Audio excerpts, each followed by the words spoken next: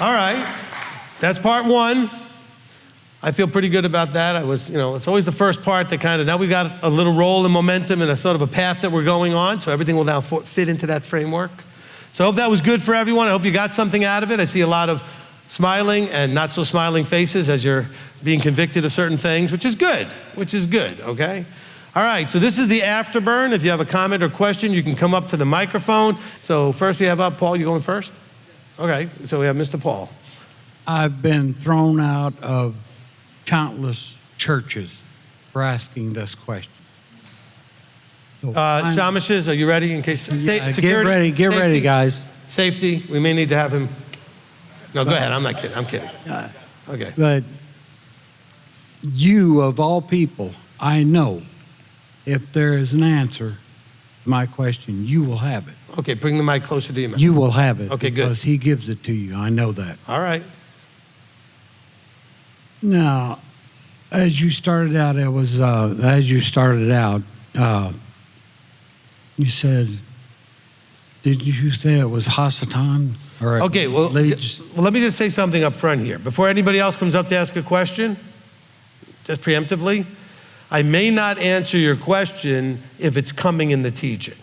So I may tell you it's coming in the teaching, okay? Because I don't want to jump ahead to where we haven't gotten to yet. Does that make sense? No. Let me just hear what your question is, but the answer may be, I'm going to cover it. Thank you. Just so you know, okay? Because some of you may ask questions. You're going to have to be patient. This is part one, okay? This is going to go a bunch of parts because I've got a bunch of references we need to go through, okay? We only got through barely, we got Genesis, Revelation, and Numbers, and then I got a bunch more to go through, okay? So we don't have a whole lot covered yet. So just be patient. Go ahead and ask your question. Okay, the question is, we know HaSatan was and still is Lucifer.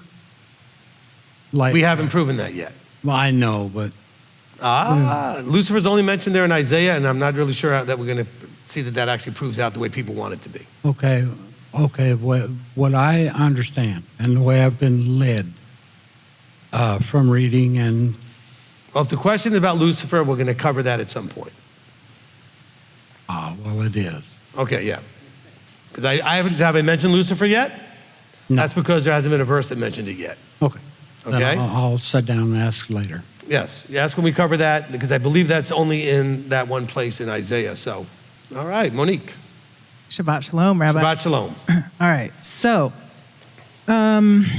in Bereshit, chapter 2, verse 9, it says, "And out of the ground Yahweh Elohim made every tree grow that is pleasant to the sight and good for food, with the tree of life in the midst of the garden and the tree of the knowledge of good and evil."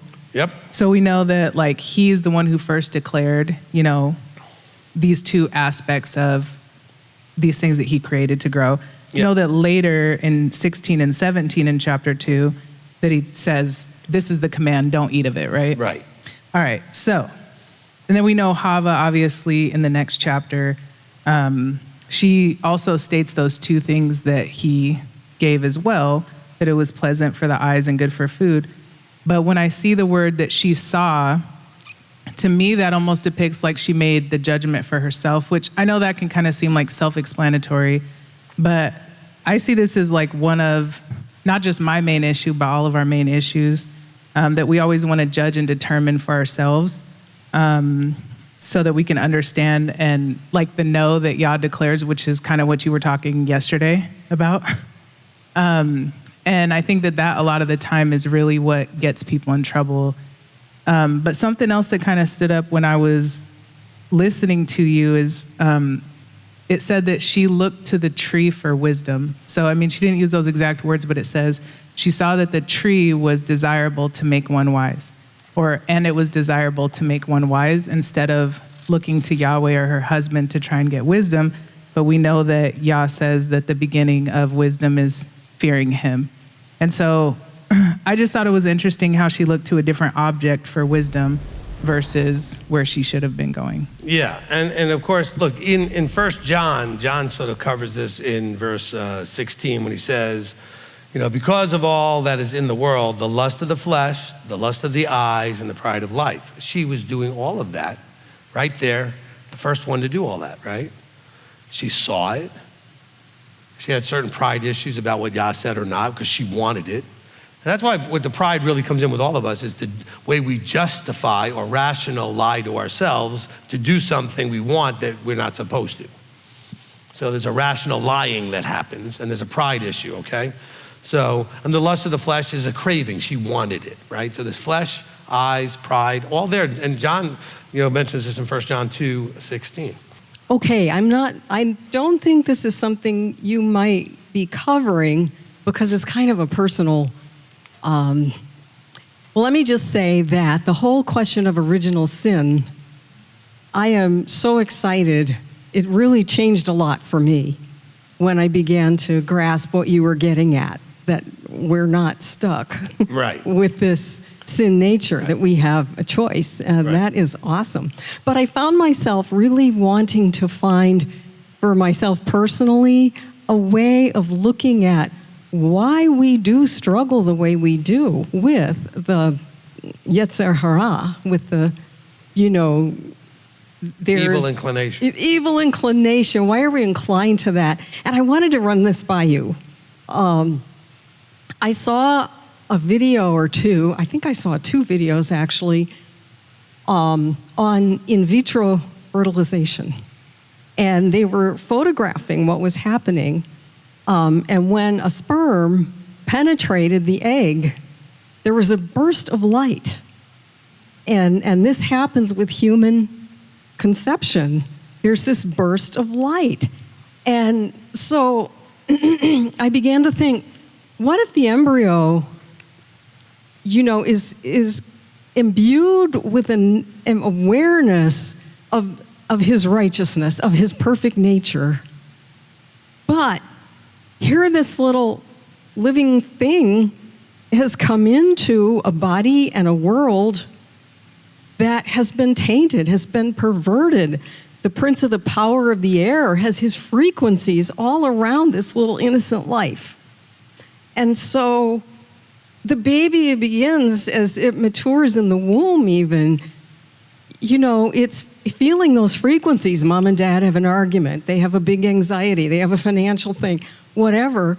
And more, as the baby is actually born, he's reacting to fearful emotions. And I'm thinking, what if the selfishness comes out of this fear of death at several levels? We're fighting for survival in, as you say, a world not his. Right.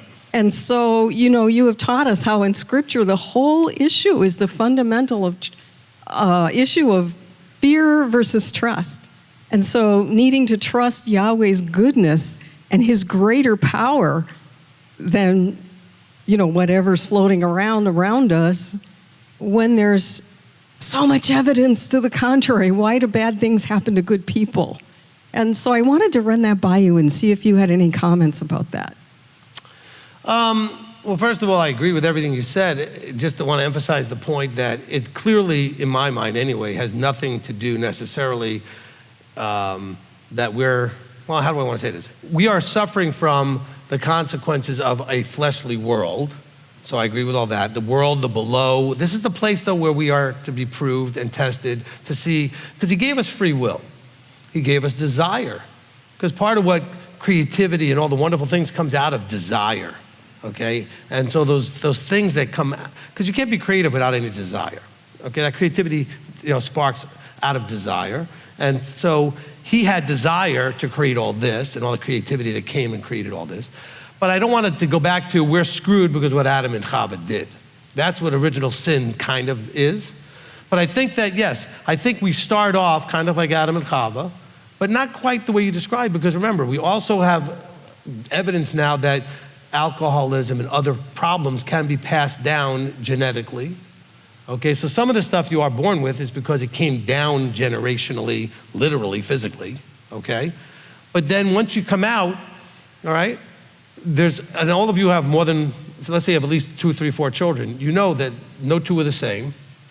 And some of them, you're like, I don't even know where they came from. They're not like me, they're not like dad, they're not like this, they're not like anybody in the family. It's just they have their individual thing, and then how they then respond to the stimuli, all the vibrational essences that are out there, the energies that are out there, the feedback that's out there, the influences that are out there, turns them into whatever it turns them into, okay? And that's where we have so many families that barely talk to each other because they're so completely different and on different pages that they're like, I don't even know where you came from, all right? So again, the way you described it, I would agree. He has a world that he's allowed to be a certain way because it's the ideal place to prove us in, okay? Now, I think there is original sin. I'm gonna come up with a new idea. At some point, you sinned. That's your original sin. You now deserve death. So now everything else going forward is about embracing that Yeshua provided a way not to end up with that death and what you need to do to not end up with that death. But at some point, you sinned. Actually, lots of times. But let's go back to the original one. At some point, if you never sinned again, that was enough. So we'll call that your original sin, okay? That required what Messiah did, okay? And everybody has that. There's nobody that doesn't have that. Only Messiah himself didn't have that, right? Everybody else had that. Okay, anything else? Yeah, I like what you're saying, and I certainly did not mean to lay the blame. No, I know. But when you use the words original sin, I got to really be clear and emphasize that. But I didn't think that's where you were going. I just wanted to make sure I emphasized that. Yeah, that's good. I agree. Yeah. I agree. But of course, back to the whole issue of fear versus trust, which you have said, the scripture, the whole battle is, are we going to trust or are we going to not believe, And so how much would they really be trusting if they never left the garden? What would be there to give them anything to doubt, any fear? If they had just stayed in the garden, it's just like that, the kids that you spoil and you just give everything, there's no growth because they're not responsible for anything. There's no consequences for anything. So ultimately they needed to get out of the garden.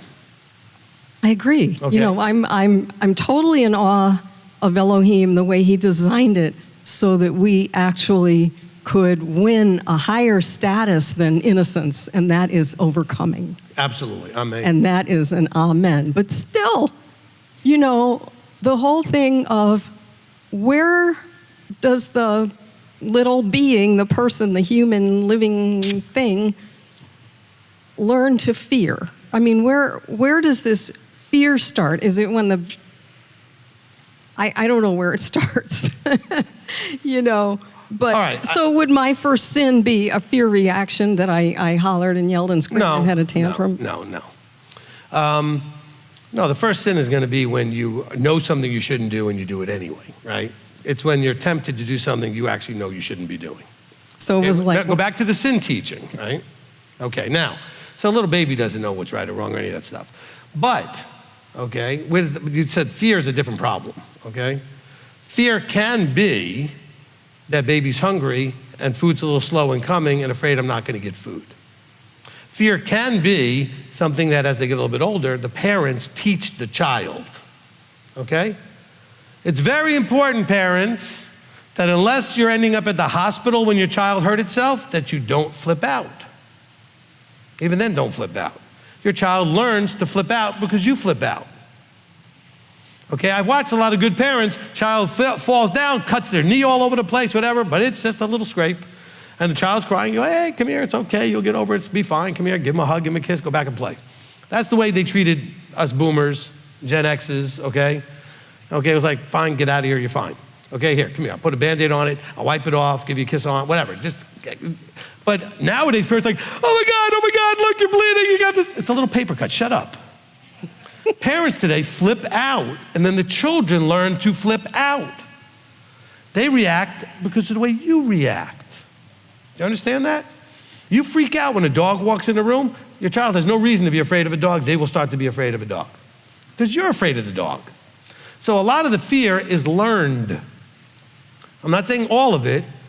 I think some people are born with certain, it gets passed down, however it gets passed down, that you have some things that are more in there. That's why we have people have lots of anxiety issues, other people not having anxiety issues. There's some things that we're predisposed to some degree, some genetic thing or whatever, but most of this stuff is learned.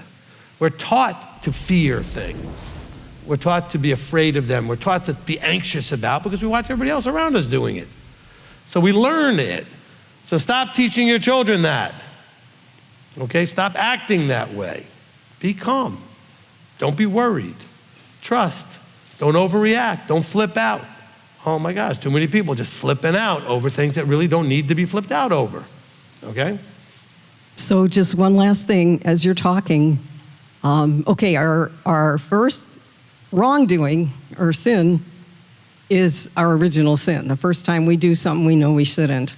I mean, I hate to use the phrase because it has a meaning that Christians already believe it means. So I don't want to use that. What I'm just saying is, just to be sort of tongue-in-cheek, whatever our actual, because people believe original sin means this has kind of doomed us in some way. Yes, once you sinned, you were destined for death.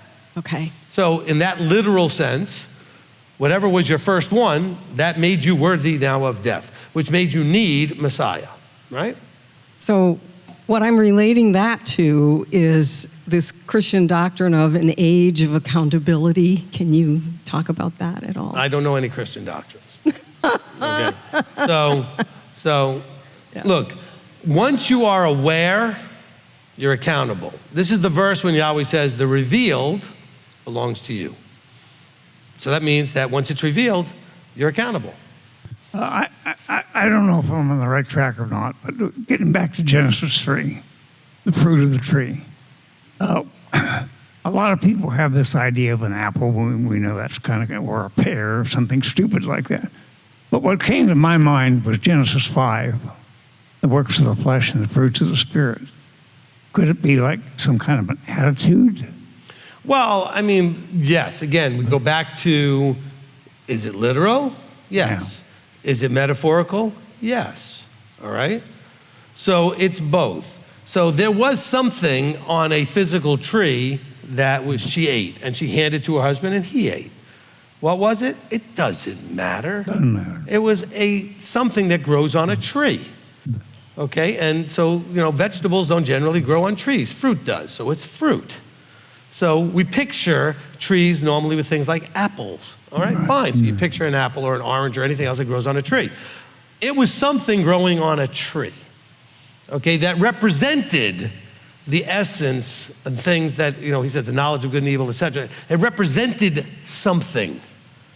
So it wasn't just this literal thing, okay? But it's what it represented. All right, thank you. She asked me this question, and I thought it was a really great question. It actually has a little bit to add to it. So she was wondering if the nachash is the heart, but what I wanted to add to that is that the inclinations of the heart, or our conversations that we're having with ourselves when we're in deep conflict with what we're supposed to be doing in the moment because temptations are strong.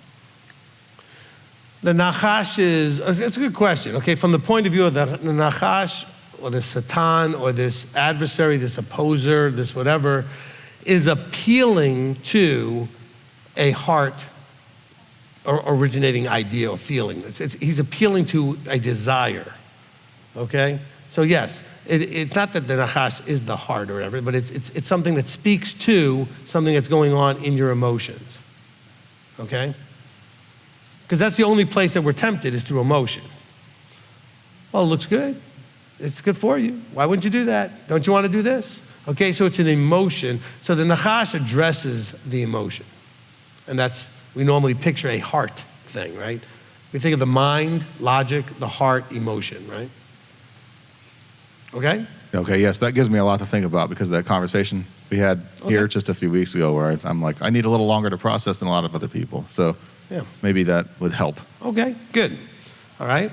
So absolutely, the nachash is, what do we call it? The interface, okay?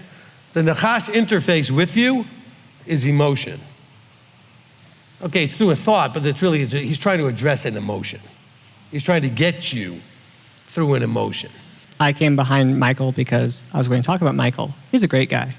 But the Michael we're talking about here so I don't know if in Revelation. But are you going to talk about the reference to Michael in Jude? Probably not. Okay. Why? Well, so I was thinking. I mean, I could. That wasn't on my list. Okay.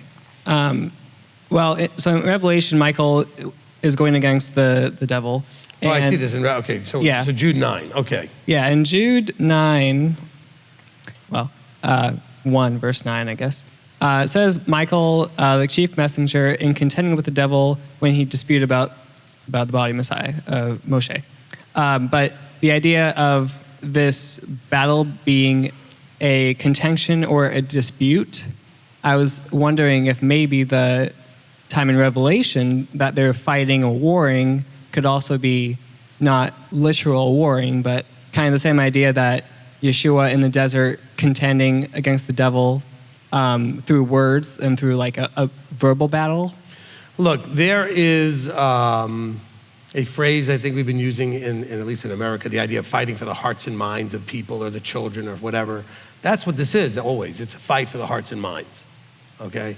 Now, is there a literal battle going on? I'm sure that things are literal as well as the metaphorical, but HaSatan is brought into play to see where your heart and mind is. So yes, it's going to be a heart and mind fight.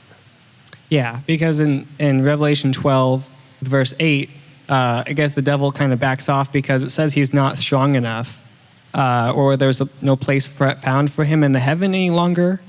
And it just seemed like that was a weird way for this battle to end. Like, oh, he didn't have enough people. Maybe his army wasn't big enough, but it was more like he didn't, like Yeshua overcame him with words where the devil went away because he proved to be wrong. Yeah, again, I was trying to stay out of the eschatology parts of Revelation, just trying to give you an understanding of he was released to lead astray. But not because he could just pull the wool over your eyes, because he wants to see who really would want to go in that direction, right? That's his job. Again, I don't see him as the source. I see him as the cheerleader. You're the source, okay? And you've heard me say that many times, but we're going to make that case, through the teaching. Okay. Okay, but the other details there is like the armies and this, I wanted to stay away from that for right now. That's not I don't want to distract the point of the teaching. Yeah. And then my other thought was, so in Numbers we have the donkey being the adversary. Yep. And No, the donkey's not being the adversary. The angel was the adversary. He was the one that was the Satan. Yeah. Oh, yes, the angel. Yeah. On behalf of Yahweh. But don't you find it interesting? The very first mention of Satan is a messenger from Yahweh. Yeah. I hope we really got that point.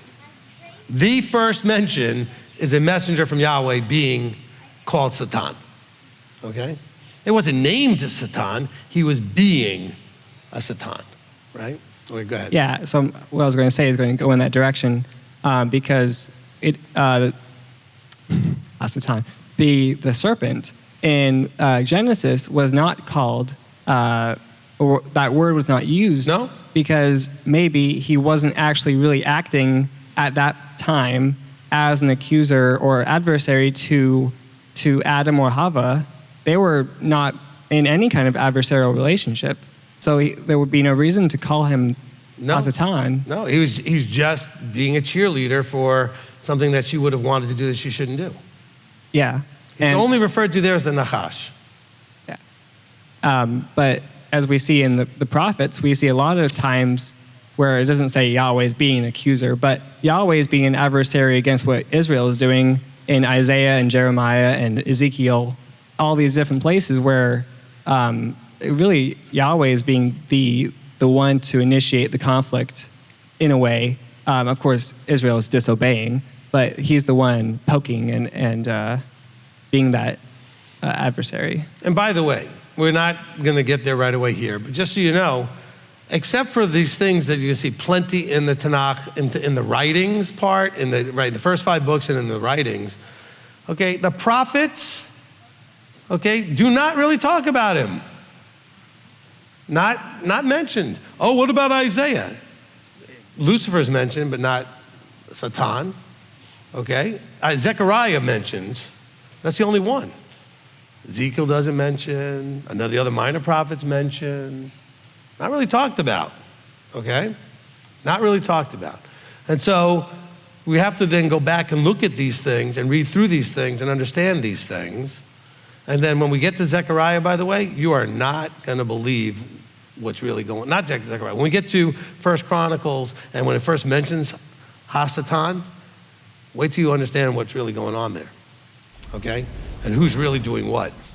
With Bil'am and the donkey, you had mentioned before when we went through the Torah portion, now Bil'am wasn't surprised this donkey spoke. Right, which was not relevant to the points I was making today. Well, no, but same thing with Hava and the serpent. Right. She was not from what we can tell, she wasn't surprised. So did she have conversations? Did they have conversations with the serpent previously? Doesn't know. Doesn't say. There are theories Good out question. there that all animals could communicate whatever. But we have no evidence that this is an animal. Right. Okay, it just says nachash. It's the first mention of the word nachash. And we do know at the end of the conversation, or at least in the chapter, it's made into what we picture normally a snake to look like. So it wasn't that way before. And so I don't know that we would then say animals speaking. My atheist friend used to tease me and say, oh, so you believe in a talking snake? I said he wasn't a snake when he was talking. But most people don't read that part. The curse was to make him crawl on his belly in the dust, right? Which means he wasn't doing that beforehand. So I have a question. Something that you said sparked my weird thought and kind of went We into entertain weird thoughts. something. That's Okay, bear with me. Maybe this makes sense and maybe it doesn't. You said something like this entity only exists where we give it thought. It's an emotion attached. That's why some people can struggle, some people can't. And then my first thought was like ego coming into play maybe for the first time. Like you said something about the skins and all of a sudden my head, whatever. But like maybe it could be like the first time ego was implanted as a spirit. So I looked up the root word for ego in a Hebrew word, and it's Aleph, Het, Yud, Het, Aya, and it means I am. And like the whole conversation between Eve and the serpent in the beginning was, I am also, like you can also be. And like that, HaSatan fell because he also wanted to be God. And you've been talking about seeing Yahweh correctly is our problem. And ego is thinking I am, and then the first commandment is like, I am Yahweh. It's the recognition of who he is completely without ego. Because it also, this is a Wikipedia thought. It said that Aya, ego, is the first person singular imperfect form of Haya, which is basically the same letters. It's Het, Yud, Het. No, it's which hey. means- That's, hey, I was going to correct you. So you kept saying okay, het, sorry, but sorry. it's hey. Hey, okay, thank you. That's okay. Which means It's Aleph, hey, Yud, hey. which means to be, which is like, okay, the correct. Well, this is when Yahweh says who he is. He says, I am that I am. That's where this word appears. So ego is an incorrect way of saying to be, like we're supposed to be servants of Yahweh. And he created us to desire that. But our ego is wanting, it's like the nachash, is the implanted spirit. I understand what you're trying to say. Look, let's keep this as an outside entity that's linking in to our pride, ego, other issues like that. That's helping to figure out what we really want. Do you want to listen to him? Do you want to choose whom you're going to serve? Are you serving you? Are you serving others? Are you serving him? What are you doing, right? And so ego is a big part of that. All right, I don't want to get into all the psychological things like the id, the ego, the super ego, and all these other things, okay, because I'm not very well versed to do that, okay? But ego, as we normally would use it, all right, that sense of me, okay, all right? So I see how that could be something that what you're talking about, I see how that could work. First one is from Ernesto. It's two-parter. Thank you for the teaching and truly for the parenting part. Zebulon and I loved that, and the Hitchhiker's Guide reference was wonderful. Thanks. It's good to look at the donkey and Bil'am in our lives when things seem to roadblock us because we may find out we're wrong, right? Yes. Next one is from Rachel Espino. It's a two-parter. Negative experiences can sometimes tempt us into choices that become long-time bad habits due to multiple years of selfish treatment by others. How do we break the cycle when years of these negative circumstances have compounded the impact they have on us? What steps can we take when the offender changes so that we can get out of the cycle that we allowed to be us? She said, negative experiences sometimes tempt us into choices that become long-time habits due to, listen to what she said, multiple years of selfish treatment by others. No! You're accepting the treatment. You're embracing the treatment. You're receiving the treatment. Don't blame them. Yes, it happened. You had multiple years of selfish treatment by others, but you were affected by how you received it, not by what they did. Now, I know it's very hard not to receive it. I understand that that's why we go through therapy, to try to go back and process and unreceive things we received, so to speak, okay? But we have to change the way we're thinking about these things. Stop thinking about all these things that happen to you as being the outside thing's fault. You either chose to receive or just chose to you didn't make a choice. You just received it by default. Like, it's not like you actively decided to receive. You just didn't do anything to not receive it. All right? Okay?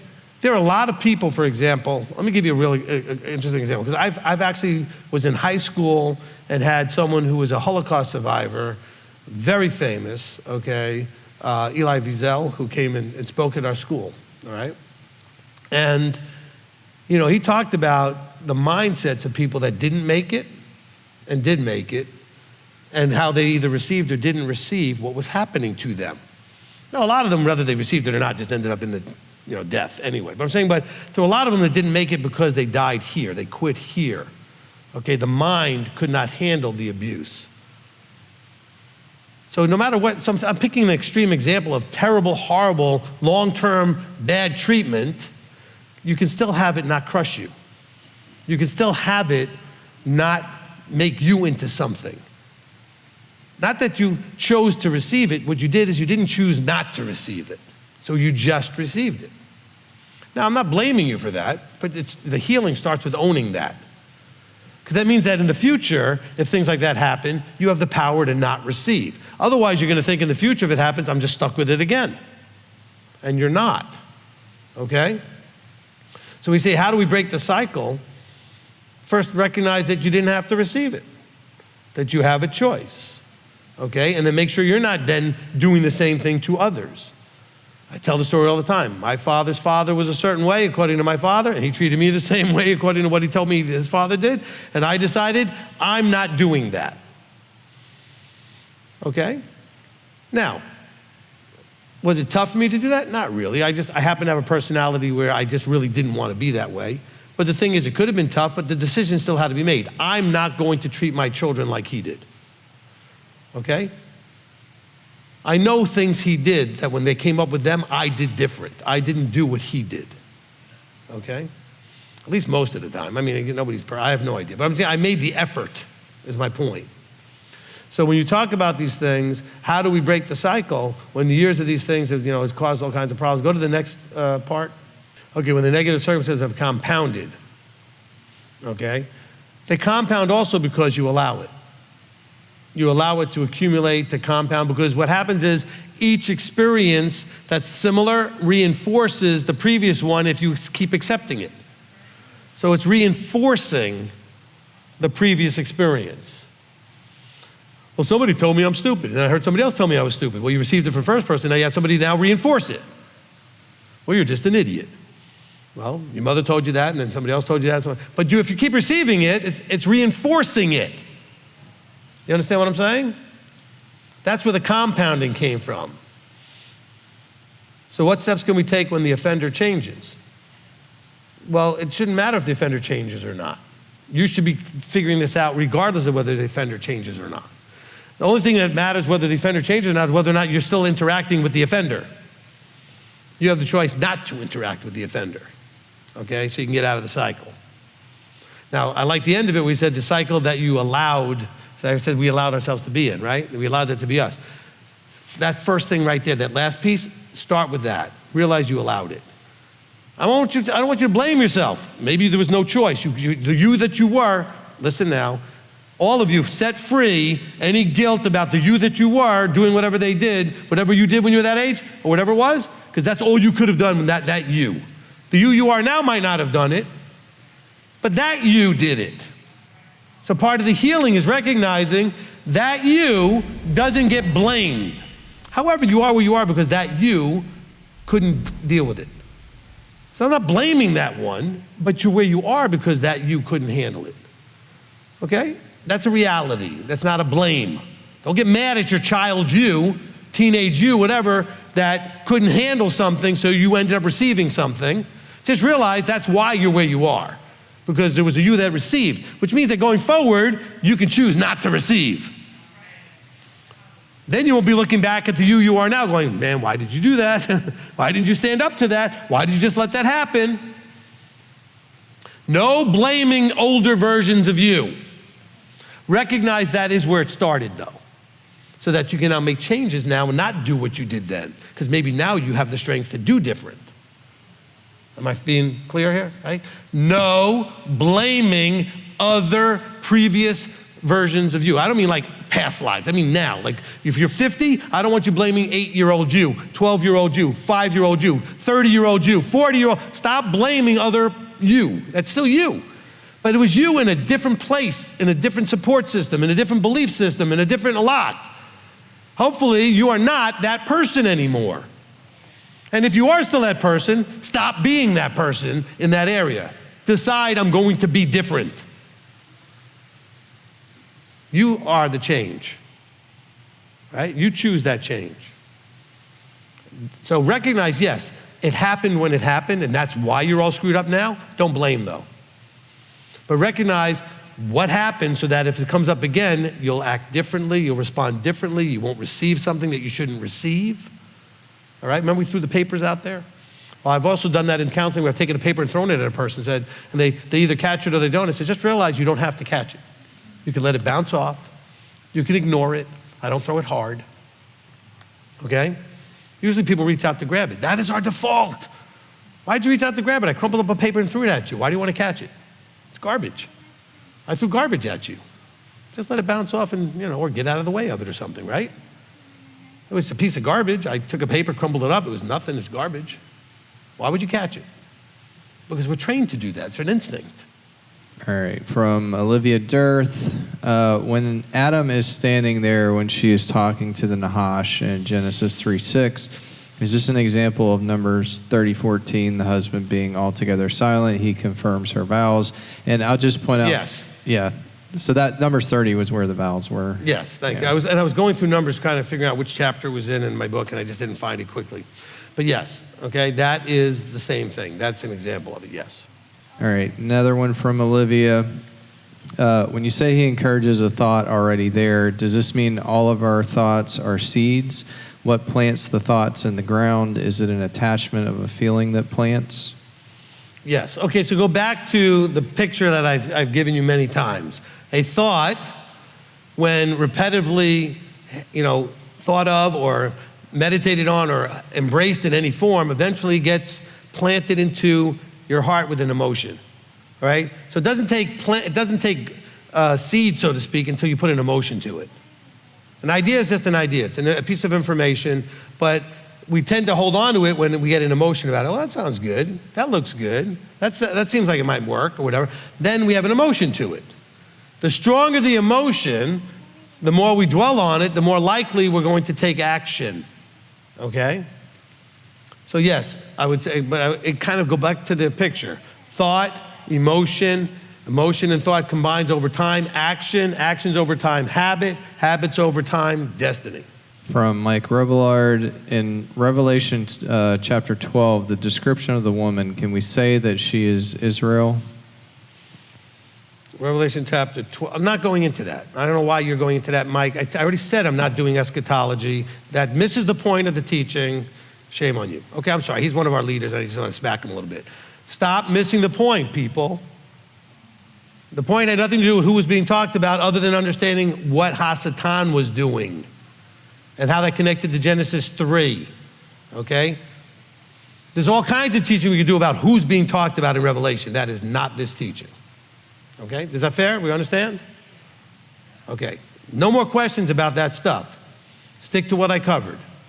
Maria Lopez, given the idea that Adam and Hava began as beings of light but were covered in human skins, is it possible that the curses/consequences are tied to the corruptible human condition, and now we're working through Torah to return to incorruptible beings of light?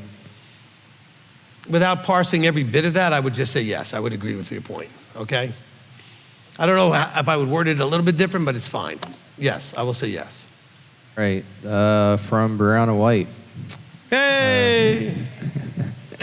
In Genesis 3, when you said that this was the first thing that they had done wrong, which then they felt ashamed, if Eve had thought of doing something contrary to what Yahweh said, is the thought without action not enough to be punishable, or did Yahweh need to see her play out those thoughts to make a point?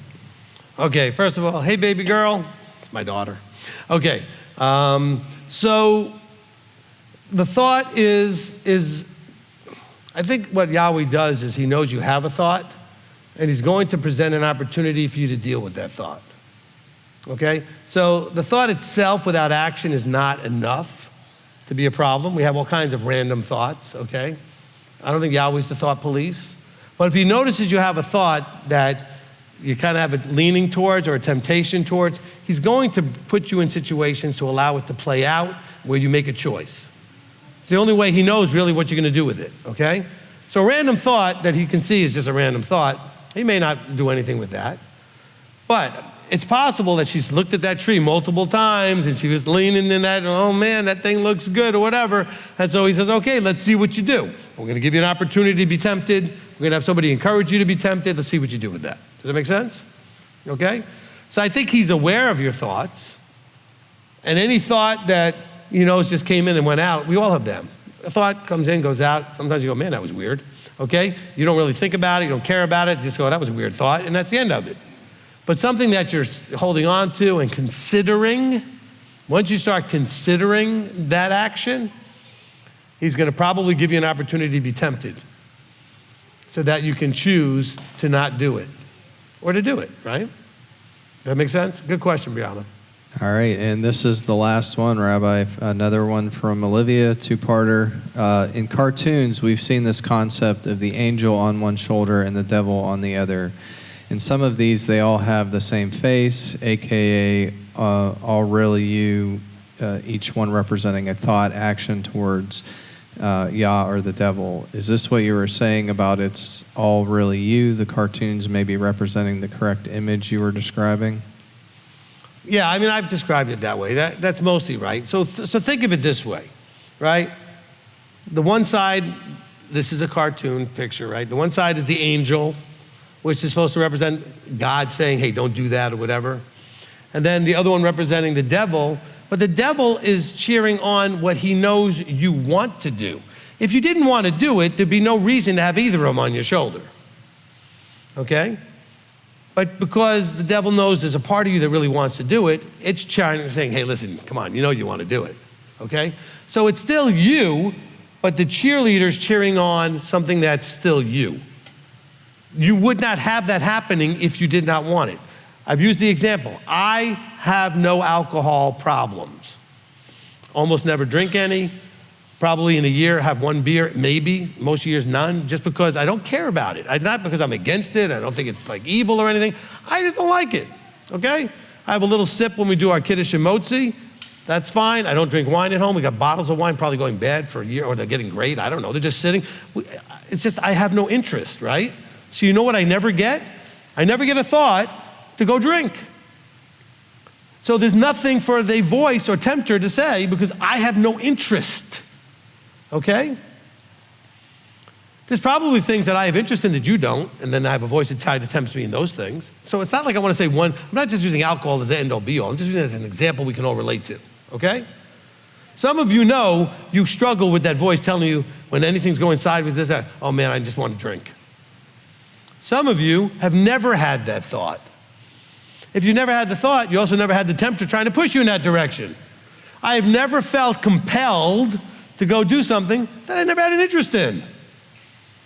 Does that make any sense? Anything that was wrong that you've ever done, that you felt compelled to do, that you pulled to do, you had some interest in it, okay? Or what you thought it would do for you. It's going to numb the pain. It's going to make me feel better. It's going to do whatever it is, there was a thing in you that could be encouraged in that direction, okay? There's lots of vices, wrong thoughts, wrong behaviors, sinful things, whatever, that any one of you wouldn't do. I don't mean all of you the same thing, but every one of you has things you would never do. Never do it. Not things that you would say, oh, I would never do that, but things you actually would never do. Because we might say that to anything that's wrong, we say, oh, I would never do that. But there are things you would never do because you would never even think to do it. You just don't care. It's not interesting to you. There's no desire in you, and there's no interest, there's no pull, there's no joy. You're just not, you can care less. Okay? So that's never going to be one of those little battles on your shoulder. The battles on your shoulder start when there's actually something in you that might do it. Okay? I mean, I could go to a bar, sit there all night, have 0 drinks, just hang out and talk to you, whatever, because I'm just not interested. I wouldn't even feel compelled being in a bar. I might get a glass of iced tea, soda, something, anything. If I'm going to drink, I just don't care. I'm very energetic.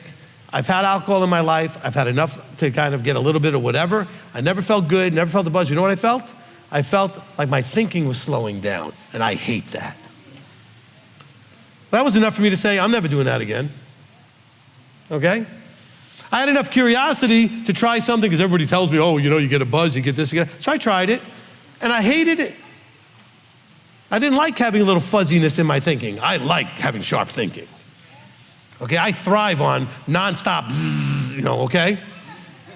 I don't want that to slow down. Now, maybe you want that to slow down, that's you. I'm just saying so that experience was enough for me to say, it doesn't do it made me tired. I don't want to be tired. I want to go, explode everywhere, right? It made me tired, and it gave my head a little bit of a fuzziness to my thinking. I didn't feel good, I didn't feel this, I felt nothing that people say is the good stuff, all right? So guess what? I have 0 interest in doing that. Nothing terrible happened. I just didn't enjoy it.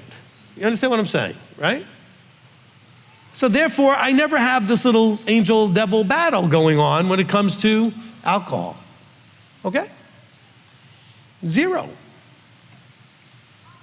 Now, that's where you have to understand, kind of like what Olivia's asking here, but when you have something where there could be a temptation because you might be interested and you are considering something, then the battle starts. Because a part of you knows, you shouldn't do this. But a part of you goes, yeah, but I'm interested. I'm considering it. All right, let me just close with this before we get the closing blessing. You guys, I hope you can understand and appreciate, okay, the thousands of dollars worth of therapy you're getting. I'm not saying that's a joke. You're getting what people would pay thousands of dollars for free from your scriptures and from my mouth if you would only understand and appreciate this. This is trying to get you mentally and emotionally healthy. Okay, this book, the teachings in it are to help you to become healthy. And you are literally getting for free. Oh, well, we tithe. Good, then consider that's still cheap. If you would just apply it and embrace it, then you would have such a more Yah-like, above-like life. Okay? I talked about so much stuff today that could have brought you out of bondage, challenges, depressions, childhood. All the tools were there today. And last night. I'm not saying that, to pump me up at all. I'm trying to please, I'm giving you so much gold. I mean, pure gold to help fix so much in your life. Because the stuff I gave you, it doesn't matter what your problem is. And I wasn't trying to give it to you that way. I'm just listening to myself going, oh my gosh. That's why Janet uses it with her clients. It's him, it's not me. But you need to realize he gave it in here. I'm just helping you see it, all right? Please use this stuff. Any of you that just will not go to therapy, just listen to the teachings and embrace what was in there. That'll be just like going to therapy to at least some degree, okay? What you get out of therapy that you don't get out of what I just did is you get it specific to you, okay? So please go do that too. All of you. I'm not saying you're crazy. We're all crazy, okay? We all need some help. Get some counsel and get some therapy to deal with your stuff. Because every one of you has stuff. I don't care. If you don't think you have stuff, then that means you really have some stuff. Okay? That alone means you got some stuff. I'm perfect. I don't know. Oh, you definitely need help. The person walking around going, oh man, I need help, that's great, you do. The person who thinks they don't need help, you need it more. I'm serious. Well, I don't know what I need to go for. I'm not so bad. Can we interview all the people that know you and see just how the truth is? I'm serious. Own everything. Deal with everything. Get the help you need. All right? Amen? Amen. All right, good.